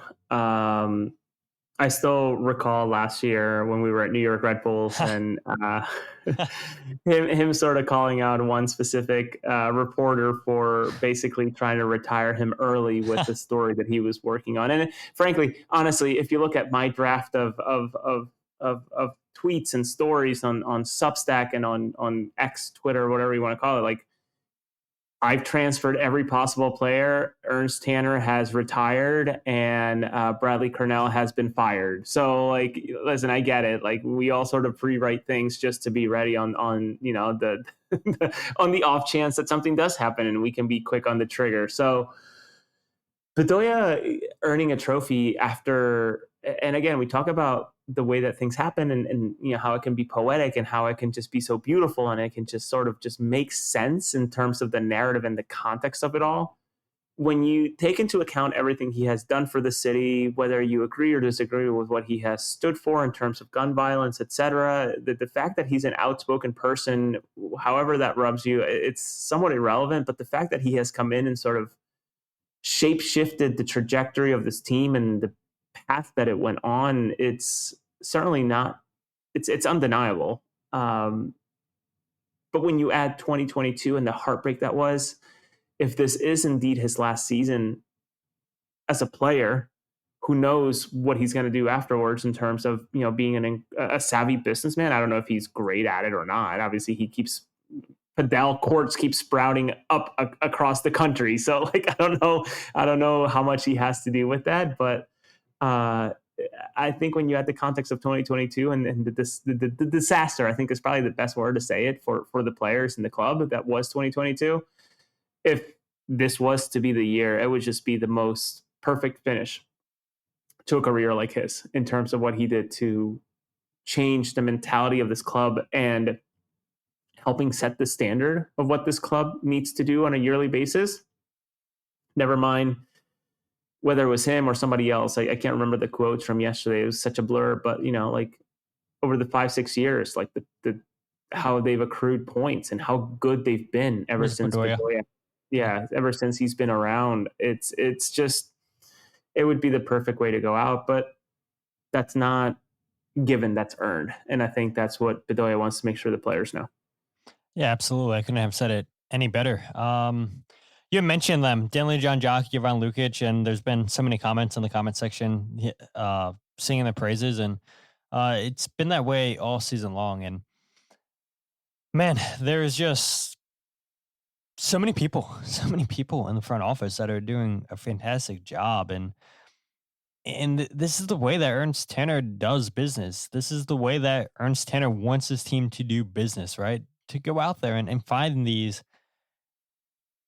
it feels harsh to say this, right? But these bargain bin signings, these players that are so far under the radar, nobody's heard of, and now they're making a name from themselves. I mean, Kai Wagner is a huge example. Jose Martinez. I mean, look, Jose Martinez wasn't even in the national team for Venezuela, wasn't even on the radar. And look what happens when he comes to Philadelphia. Jacob Glesnes is a player. Jovan Lukic is the latest player. How many people can say that they knew who Danley John Jock was? Yeah, I know there's a couple people that listen in Haiti. They say that they know who Danley John Jock is. And yeah, he was playing for a top 5 team or top 5 league in FC Metz. And so maybe Danley was a little bit more known than some of those guys, but Jovan Lukic certainly wasn't. And the partnership between those two has been incredible. And I said it at the beginning of the show, Jose. It starts with the spine. If you have a strong defensive midfielder, or in the Union's case, 2 strong defensive midfielders, you're setting yourself up with a lot of success. Yeah, and the receipts are not gone, right? Of even people in our orbit, Todd, thinking about Lukic specifically, who doubted him, right? In terms of a player that has bounced around a lot. He couldn't cut it at this club and then was loaned again and was loaned again. It's like, that's irrelevant. Trust the people who know ball. Like if you're clicky-clacketing on a keyboard is very different than being someone who understands how a person's soccer can translate from one league to the other. And I wanted to ask it yesterday, but I felt like the press conference was running long. And Bradley has said it multiple times, so maybe it was an irrelevant question, should I have asked it, but how well and how quickly Jovan has broken all the rules of an MLS signing, right? Of it takes a season, it takes a half a season and change for a player to acclimate to the travel, to the conditions, right? Think about having to play in Texas in the summer and then coming back to the East to play in November. Think about how well Jovan has acclimated to everything that is MLS. I hate to say it, like, I don't even know what the question would have been. It's just like, what a key contributor, I guess is all I would have said to Bradley, right? What a key contributor Jovan was, not only on the night, not only on the season, but also in the locker room. I see clips that the club shares. I hear stories from sources about just how much of a personal guy is. I guess that Jovan finally, I wanted to double check before I got someone in trouble, but like he stayed after yesterday cutting the grass with the grounds crew just because he wanted to. he was out with the grounds crew cutting and resetting the field yesterday. So he's that type of gullible person who wants to be involved in all parts of, not because he wants to learn how to do what Mark Mello does, for example. He's the only person that comes to mind, as he posts so much on social media, but like someone had messaged me that like, oh yeah, he's out there on the tractors doing the grass stuff. It's like, what the fuck is this guy doing? Like he's sort of one of those players that elevates everybody. And again, like what a signing he was. If anything, like, is it fair to say that he's a season defining signing? I don't know, but like it feels like he's one of those key pieces that once he was brought on, it was just like, great. Like this is going to change the whole trajectory of the season. What a hit. Yeah, I mean, I think the key is, right, Jose, like these players that are brought in, they're vetted to see, are they going to fit into this locker room? Because Ernst Tanner has said it, Bedoya has said it, Blake has said it. They do not want to disrupt that locker room. If you are not going to fit in with that locker room, they are not going to bring you in. I can remember a few years ago, Jamiro Montero. No way, there's a video. Is that Jovan? He posted that. Dude, that is sick. Yeah, he's riding the tractor, taking care of the field. What a guy. I think he was the last player, too, to go into the locker room after the game, too, because remember, he came into the locker room. I don't know if you heard it. He's like, what is going on in here? When they were just popping champagne and bottles and everything, Jovan had missed that in the locker room because he was staying out, taking pictures, taking videos with fans, signing autographs. And fans were calling him, asking to take pictures. And he was thinking twice about it, but he was like, you know what? Yeah, I'm going to do it. And he stayed out there and he missed all the celebrations in the locker room at the beginning. And this is a player that is totally embraced Philadelphia. This is a guy who is loved. He's talked about his love of Philadelphia. Just think about the videos that the Union posted giving him a tour of Philadelphia. I'm sure Jovan Lukic knows that it's Broad Street and not Broadway. So he has that over me. And people that are just joining the podcast now, they're like, what is he talking about? You got to go 45 minutes into the podcast. Yeah. Not going to let that go. You guys shouldn't either. Can't wait till somebody makes just clips that and posts it all over social media, and then people Todd, try to cancel this is another test. To get down to the football field or the Phillies, do you take the train from Suburban or City Hall? I don't know. Okay, I'm saying 95 and park at the Jetcher lot. Go on. Carry on. Blunder of the week. Yeah. I'm not from Philly. No comment. I was going to say something, but that wouldn't have helped me either. But yeah, I mean, Jovan's a fantastic signing, and the point I was making is it goes back to Milan too, right? These players are vetted, and I was talking to Milan after DC United, and he talked about how he was a little bit surprised that he was embraced this much by the Union. He gelled this quickly, but he had said when you're a team flying as high as the Union were, there's a reason for that. And it starts with that locker room. It starts with the front office, vetting these players, going through a vigorous process, finding out every little thing they can find out about this player that they are going to or potentially going to sign. And those players wind up working out, fitting in so well. I can remember back in 2021, was it? The dust up that Jamiro Montero and Kai Wagner and Ernst Tanner had down in Miami. And then the stories start coming out that Jamiro Montero wants to go back to Europe. I think family issues was the reason that it was cited. And then he winds up getting traded to San Jose. I mean, they quickly diffused the situation in the locker room, and they do not want to disrupt that locker room. And again, it's just a shout out to how well this front office does, bringing in players that fit in. And I can't think of a player maybe bigger than Jovan Lukic, how much he's embraced Philadelphia and fit in with that locker room. I don't know what else to add. I know what to add. The banter between Kai Wagner and Jovan Lukic in the videos that they post where those guys act like they hate each other. I love it. And then in the locker room last night, they have Jovan and Kai taking a picture with the shield and everything. It's like, oh man, this is exactly what we wanted to see. The bromance, the war between those two guys are over. Then the next social media video we see out from the Union, they'll go back to hating each other. It's so funny how this group has gelled over the year. Just thinking about, and this is maybe slightly unrelated, but like the group that got together to watch the MLS All-Star game, Bruno Damiani spoke about it on the Dupe, where like they were all chuckling and making fun of Kai because he did his bullshit what the F at a referee during the All-Star game because a throw-in went the wrong way. And like that's sort of like what this group is like nowadays. It's just so, again, so tight knit and different than maybe it's felt over the years. And maybe it's because, this was such an interesting season with very little to write on per se. If obviously the national media didn't really care, us specifically, Todd, I think you and I and some others were very quick to say, like, there's no way that last year was the standard, right? Like, there's no way that it becomes a repeat. It's pretty sure that, like, if Andre stays healthy and maybe they move on from Oliver Semla to maybe let Rick do a little bit more of the playing, there's no way the team can be as bad as last year.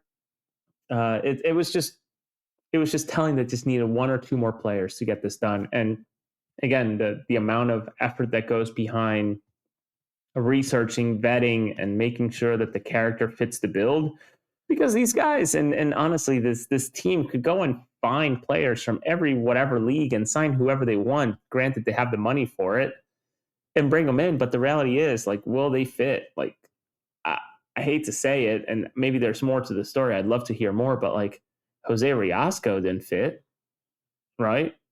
So a physical specimen for sure. I've got a chance to meet him in person twice in between loans, and he grew so many inches in between because he's still a teenager. But like, it just isn't. This isn't FIFA manager mode. This isn't football manager where you can just, click and say, yeah, it'll work. Like, there's a lot that goes into it. I think it gets lost in the fan base. Yeah, I agree. Anything else you want to say about the Union winning the Supporters Shield, last night's game against New York City before we get into Blunder of the Week? And then we do have a couple things we want to mention at the end of the show.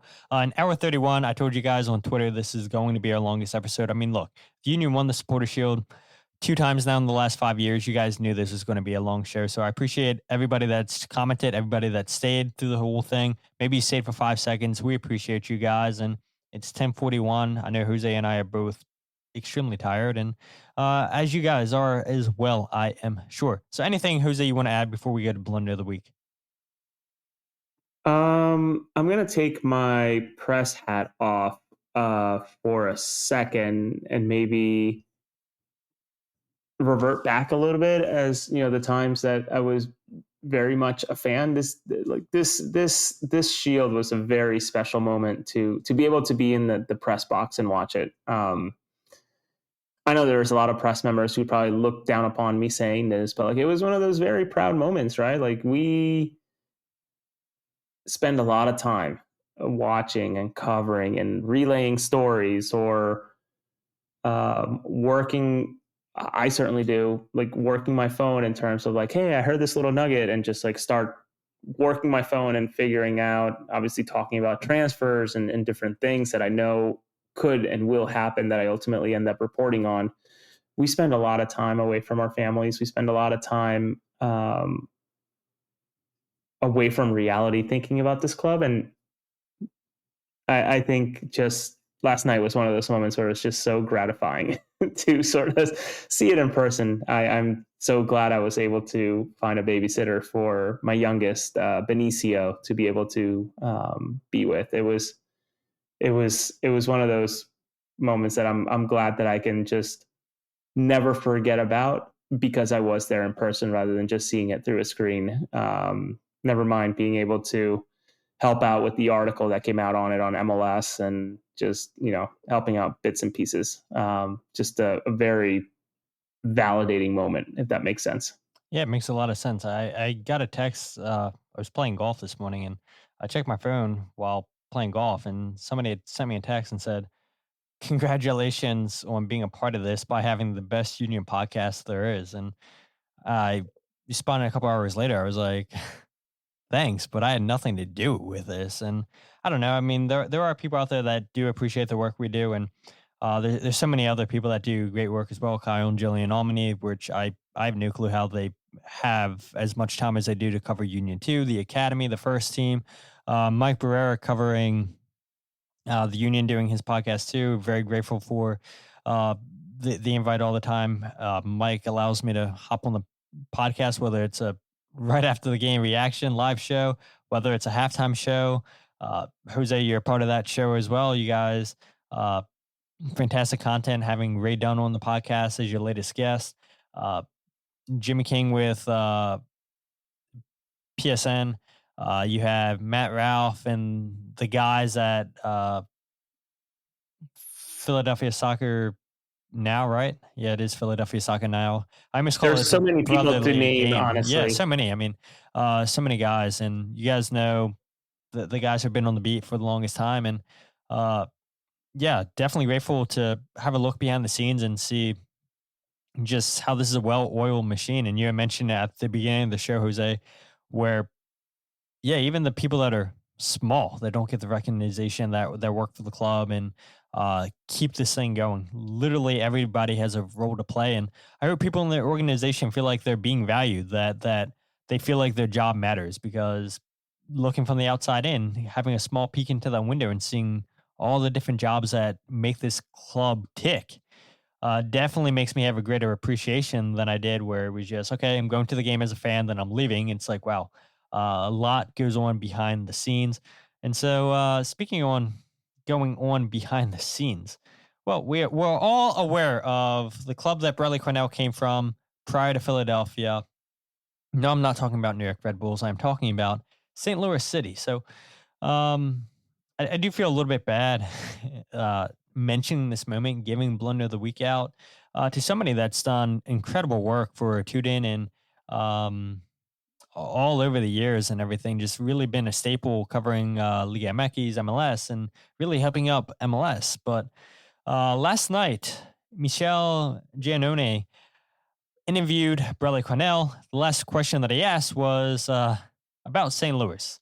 And Bradley Carnell did not want to talk about St. Louis at all. The whole clip lasted 9 minutes. And very, very just strange question to ask after the Union won MLS Cup. Sorry, not yet. The Supporters Shield. Just such a weird question to ask. I mean, on one hand, I understand, but there's a time and the place. Like, the emotions are high. Like, he wants to take in the moment with his current team. So why are we asking about St. Louis City? So for the people that were in Subaru Park, haven't seen this clip, it's been going around on social media. This is the clip. Lastly, and I'll let you go celebrate, the way things ended in St. Louis for you personally. Okay. Yeah, not good. Not good at all. And again, there's no hate on my end. Michele does a fantastic job. I mean, for years and years and years, lifting up MLS and really trying to breach into the Hispanic culture. It's something you've talked about for years, Jose, saying the Union need to do more, getting Hispanics, Latinos into the Philadelphia Union. And Michele's done a fantastic job getting them into MLS. But it's like, why are you asking that question? Like, he's not with St. Louis anymore. He's with the Philadelphia Union. He's literally in his first season lifting a trophy. Why are we asking about St. Louis City? And credit to Bradley Carnell for walking away and giving no comment. Like, credit to Bradley Carnell. I would have been annoyed too, and he handled that situation perfectly. I'm not putting you on the spot to make a comment about this, Jose, but I thought the whole thing was just strange. Like, why ask about St. Louis City, where Carnell obviously doesn't want to talk about it? And I think that there's been moments like where people have asked about St. Louis City, and he just doesn't want to talk about it. And let him enjoy the moment. Yeah, I think this is where I get the journalistic mentality behind it, right? There's a story to be told there. There's I mean, Todd, you and I would be lying if we didn't want to know more. If we said that we wouldn't want to know more about what actually happened. Is that accurate, Todd? Like, I would like to hear more. Selfishly, maybe you don't. Maybe I'm putting words in your mouth, but like, I would love to hear more. Of course, who wouldn't? It's human nature. People are curious. Right. But when you think about the moment and the context and the emotion behind the evening and everything that just transpired over the past 90 plus minutes, never mind halftime and the lead up to it and the week and gosh, all these makeup games because of the Club World Cup, where at one point the Union needed to win and then some, and then Chicago shocks Miami, and sort of how that flips the entire mentality and momentum of the leading into the game, never mind the game itself. I hate to say that the question was inappropriate, but it's one of those questions where local press like you and I and the many people who follow this team, us probably more than others, that really know what's going on in terms of, you know, what Bradley responds well to, what Bradley doesn't respond well to, what he actually wants to talk about, what he actually detests talking about, could have told MLS Season Pass, who were the folks behind the camera, never mind, Giannone there asking the question, that this question is not going to fly. You're going to get a very embarrassing moment, or just not a great moment at all. That's going to be recorded and passed along. Never mind retweeted, quote tweeted. I haven't checked other social media platforms. It's really irrelevant, but like, it's just one of those questions where, like, yeah, you may have a producer in your ear asking you to ask that question, but like, don't bother, because you're not going to get the reaction or the answer that you want. So it is what it is. I do agree with you that maybe it does fall under blunder of the week. But you know, I get it, both sides of the equation. As someone who is a part-time employee of MLSsoccer.com, I get both sides of it. Yeah, and I will say the last thing I'll say about it is that I'm seeing arguments from both sides. It's like, usually when you see things that are controversial, it seems like you see more of, okay, yeah, people are following the right road, where people are defending the question or whatnot. And in this case, it seems like it's split down the middle. And I think there is some bias because people are friends with Michele and everything. And like I said, I mean, he's done such great work over the years, just uplifting MLS and wanting to talk about MLS. But at the same time, it's like, there's a time and the place. And in my opinion, that was not the time or the place to ask about St. Louis after. I don't even think Carnell had lifted the supporter shield yet, right? They were bringing it out, and yeah, I mean, just let him enjoy the moment. Ask after the end of the season or something, and he probably still won't say. But yeah, that's what I want to bring up, and let's go ahead and land on a positive note, Jose, before we reach 2 hours. I was saving this for the end. I was like, do I want to talk about this now? Do I want to talk about this now? But it happens every podcast, Jose.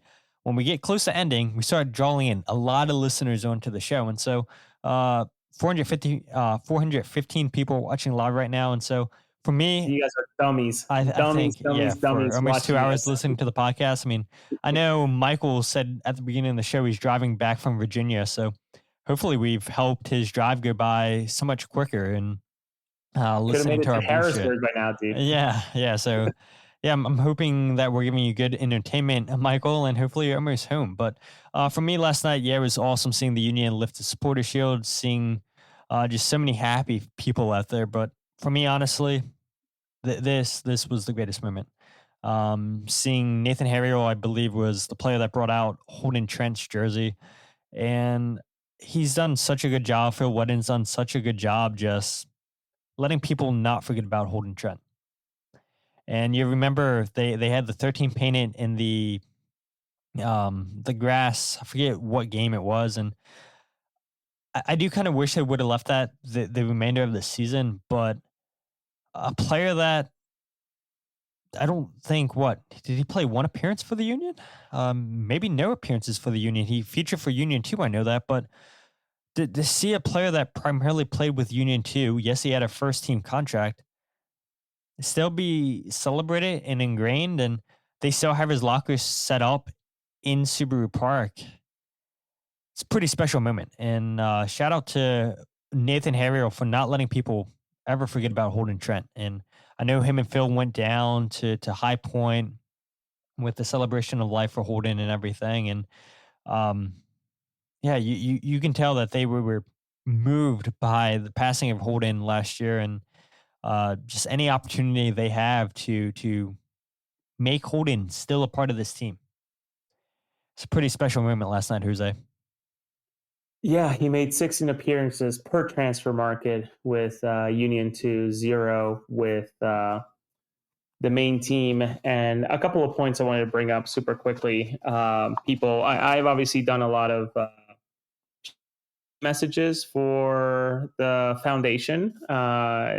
People from the foundation itself and those around it reach out to me to sort of, thank me for sort of keeping that going and sort of appreciate it. But the golf tournament is completely sold out on October 10th.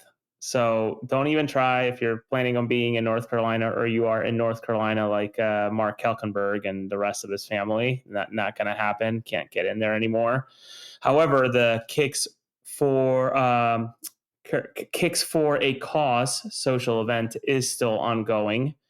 That'll be this coming Friday. And then ultimately the Goal 13 Foundation, which is the overall arm of the fundraising side and the philanthropic side. The store's open. You can buy gear with the Goal 13 to honor Holden. And the reality is that all the profits benefit the foundation. And the first cohort of the educational service of the foundation is ongoing. So all of that work that went into getting it going is already happening for student athletes that need that help. So learn more. Just Todd, I'm sure you will make sure to put the links on the description, etc. But please, make sure that you support it if you can. If you're in a position to share some of your wealth, great. But I know that there's opportunities to share your time and knowledge with those students that may need it. Yeah, and people that don't want to click on the link, it's goal13foundation.org. And very, very well done website. Talks about the life of Holden, like Jose had mentioned, volunteering events, programs, events, news, the shop you had mentioned, Jose. Just love to see the memory of Holden Trent still alive. And that's a huge credit, like I said, to Nathan Harriel, Phil Wedden, who I know are big figureheads leading that front for the Union, but an organization, a team as a whole, just being involved. But yeah, such a nice moment last night with them bringing out Holden's jersey, and just shout out Brandon Comiskey too, because this is this year's goalie jersey, right? And Holden obviously wasn't on the team, and still to go out and make this jersey and everything, just to never have Holden forgotten. Pretty special moment, and that's what makes this club really special. So we want to talk about that, where we knew that we would have a lot of people listening. And again, you have the opportunity to donate, volunteer if you're able to, goal13foundation.org. But in hour 48, longest podcast I've ever done in my life. And thank you for everybody that's listening to this podcast. I am so tired. This podcast won't get edited until tomorrow morning, 12 midnight. But next week. Yeah, next week. Well, yeah, I mean, people are going to be asking me about the goals breakdown video. And I do feel bad that I didn't write anything. And maybe I'll write an article or something during the week. I don't know.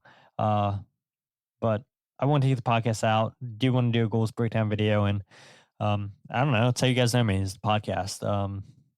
And so that does take priority over everything else. So again, so many people commenting tonight. So many people listen to this silly thing, and your support means a lot. And so I'm glad you guys got to enjoy a Supporters Shield last night. I'm super happy that you guys support both the work that Jose and I do and so many others. But Jose, if people don't know where to find you yet, which is still crazy to me, if they have no clue who you are, they're like, who's this guy? Just listen to the podcast for Todd. Where can people find you? You can find me at José R. Nuñez 91 on Twitter, and there in my profile, you can find everything you need to find me.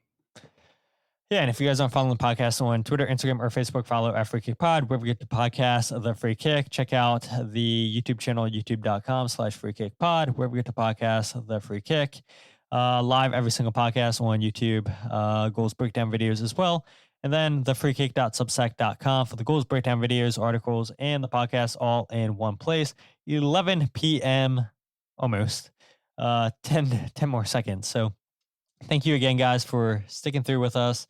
I am tired, and we'll see what we do the next 2 weeks. 2 weeks is the next Union game. So I don't know. Maybe we'll have good news to talk about with the under 20s. Frankie Westfield's balling out with the U.S. So maybe we do something about that. So Italy, Jose just said, and it's a big game. Defeated France 3-0.